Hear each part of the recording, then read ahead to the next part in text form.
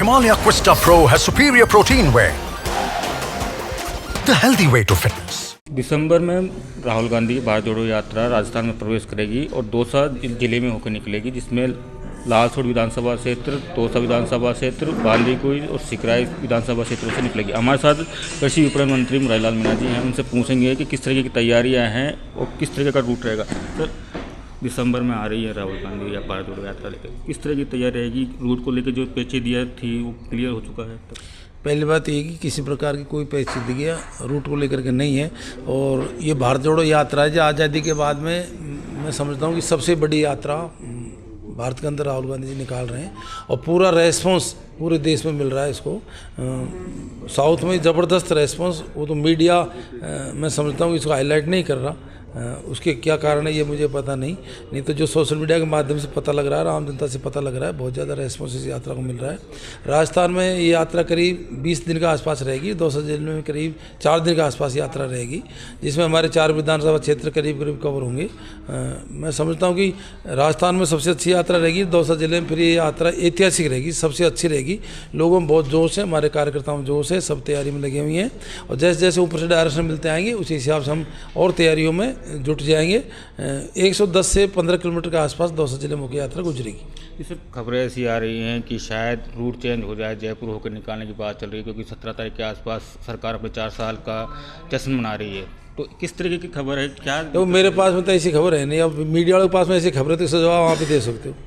लेकिन सर, खबरें तो आपके यहाँ से निकलती है ना, मीडिया कहाँ से? ये पता नहीं कहाँ से निकाल के लाते हैं, हमारे पास में नहीं है ऐसी खबर कोई। लेकिन सर, हकीकत क्या है? क्या यहीं से निकलेगी, कहाँ से निकलेगी? ऐसा ये हाईकमान तय करता है। यात्रा का रूट अभी टेंटेटिव फाइनल हो गया है, 200 होके ही निकल रही है और मैं समझता हूँ कोई चेंज होगा भी नहीं, यहीं होकर निकलेगी। सर, लेकिन उस दिन जब अधिकारी आए थे, आपके मंत्री जी आए थे, राठौर आए थे, मेघवाल जी आए थे, आप भी मौजूद थे, ममता ऊपर थी, उस दिन क्या हुआ? रूट कंफर्म हो गया था? नहीं कंफर्म नहीं, ये वो जो सर्वे था वो प्राइमरी सर्वे था, केवल इतना सर्वे था।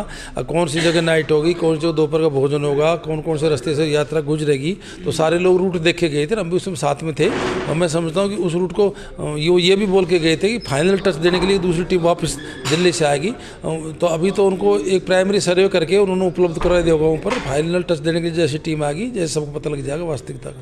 एमबीसी आरक्षण में जो कमियां रह गई उसको विजय वैसला ने कहा है कि हम विरोध करेंगे, क्या ये भी एक डर सता? ऐसा देखो, ये सतत प्रक्रिया है और टेबल पर बैठ के वैसला जी बात करनी चाहिए। सरकार भी मैं समझता हूँ उन मांगों को बाकायदा गंभीरता से विचार करेगी। यात्रा का उससे कोई संबंध नहीं है एमबीसी आरक्षण से।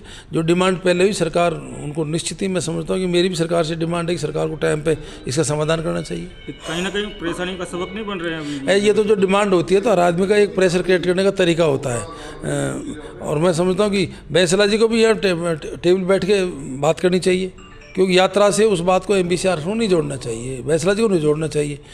वैसला जी को ऐसी राजनीति नहीं करनी चाहिए जो फालतू विवाद पैदा हो। बीजेपी मजे ले रही है, जो विधायकों मंत्रियों ने जो इस्तीफे दिए थे 88-85 विधायकों ने वापस लिए, नहीं लिए और पद पे बने हुए हैं, तो किस हद से बने हुए हैं? ऐसा बीजेपी का काम, बीजेपी अपना काम करते हैं, हम अपना काम करते हैं। अब ये तो क्या जो करने वाले वो जाने, मेरे को इस मामले में ज़्यादा जानकारी है नहीं। सर, बेरोजगार की बात की जाता है, आप भी केंद्र सरकार पर लगातार नरेंद्र मोदी के नाम पर हमला बोलते हैं, लेकिन राजस्थान की अगर एक्चुअल बात की जाए तो बेरोजगार सड़कों पर हैं, संविदा कर्मी भी हैं, CHA भी हैं, तो राजस्थान में लोग भूल जाते हैं। सबसे ज़्यादा यदि वैकेंसी निकाली है तो राजस्थान सरकार निकाली है और आने वाले टाइम में जो बजट आएगा इसमें और वैकेंसी निकलेंगी। करीब 1 लाख के आसपास हमने पोस्टिंग दे दी है और 50-60 हज़ार के आसपास पदस्थापन और बकाए हैं। आने वाले बजट में और नौकरियाँ लगेंगी। सबसे ज़्यादा जो पहले रोज़गार उपलब्ध होते थे, जो भारत सरकार से होते थे, जैसे रेलवे डिपार्टमेंट है करीब 15 लाख नौकरी देता था, बैंकिंग सेवा ये 10-15 लाख नौकरी देती थी और जो पब्लिक सेक्टर के डिपार्टमेंट थे 56, वो इतने ही लोगों को नौकरी देते थे। मोदी जी ने पब्लिक सेक्टर तो धीरे धीरे सारे बेच दिए, ख़त्म कर दी, वो नौकरियाँ ख़त्म कर दी। रेल में भी करीब 1.5-2 लाख पद समाप्त कर दिए, समाप्त। राजस्थान हमने ऐसा नहीं किया राजस्थान में। और बैंकों में भी इन्होंने क्या किया कि बैंकों का विलीकरण कर दिया।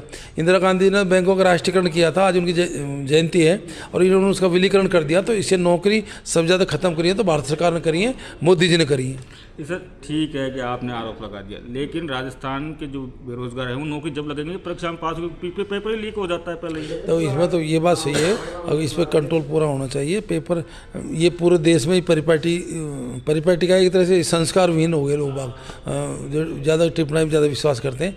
यहाँ काफ़ी अभी विधानसभा में कानून पास किया है, अब जो लोग इस ऐसी हरकतों में लिप्त पाए जाएंगे उनको पनिशमेंट दिया जाएगा। इस पर और कंट्रोल होना चाहिए, मैं इस बात मानता हूँ। उसके बाद भी कुछ कानून बना, लेकिन ऐसा कानून तो सब चीज़ के बने हुए, फिर भी क्राइम होते ही हैं ना। हमारा प्रयत्न है रोकने का, सारे कानून क्राइम कोई रोक सकता है क्या? बताओ कौन? मर्डर का कानून नहीं है क्या? रेप का 376 कानून, सबके कानून है।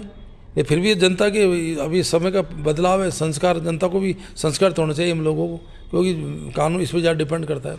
लास्ट सवाल पूछेंगे, अजय माकन जी ने प्रभार छोड़ दिया है, क्या जिस तरीके से 25 तारीख को जो हुआ CWC मीटिंग नहीं हुई है, क्या कारण मानते हैं और कितना प्रभाव मानेंगे राजस्थान में छोड़ने? ऐसा अजय माकन जी ने जो मुद्दे उठाए वो वास्तव में सार्थक मुद्दे हैं।